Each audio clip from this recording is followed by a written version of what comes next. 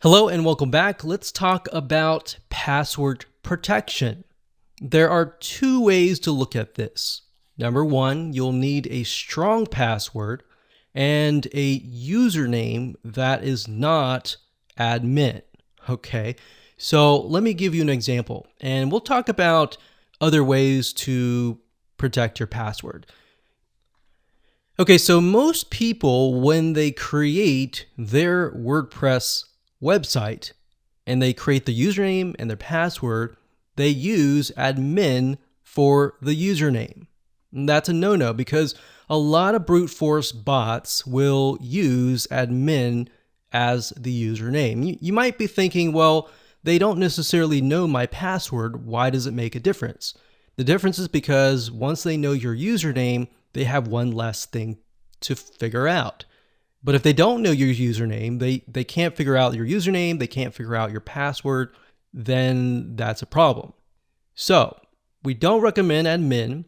In addition to that, if your domain is, let's say, for example, yourdomain.com, you don't want your username to be your domain. So without the www and then without the .com. So in other words, your domain. You don't want that as your username because we have seen bots evolve and begin to get smart, and they know that you're not going to use admin. So you're probably going to use your domain. You're probably going to also use your name. So they're going to try to gather tons of data about you and use that as your username. So the next thing would be your name. Your first name they'll try, the last name they'll try, and they'll try your first name and last name together. And of course, it's going to evolve. So your username you want to figure out may not necessarily relate to you, but maybe something random.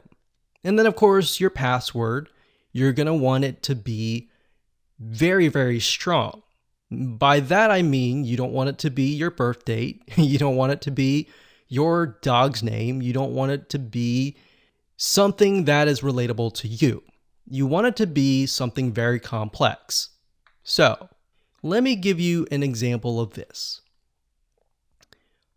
Typically with a very strong password, you want to use numbers. You want to use capital letters. So you could do something like this. Put a bunch of numbers and then lowercase numbers. And then you're going to want to put some characters. So characters, we're going to put shift. These are the characters. So those are characters. So the bot is going to try for the password different things, different numbers, different variations, different combinations. So you want to make sure that it's very complex. Now, bear in mind, you're not going to remember this very strong password. So what do? Do you write it down on a piece of paper? Or can you use maybe a password manager? Password managers are actually what we're going to talk about next. There are two that we actually recommend. The first one is Lastpass. So lastpass.com. For personal use, it's actually free. And you don't have to pay anything. But you can also upgrade to the premium. The reason why Lastpass is very secure is in order to get access to your account, you have to log in with your master password. Now, if you're utilizing the Chrome extension, the mobile app, or anything, you have to have that master password.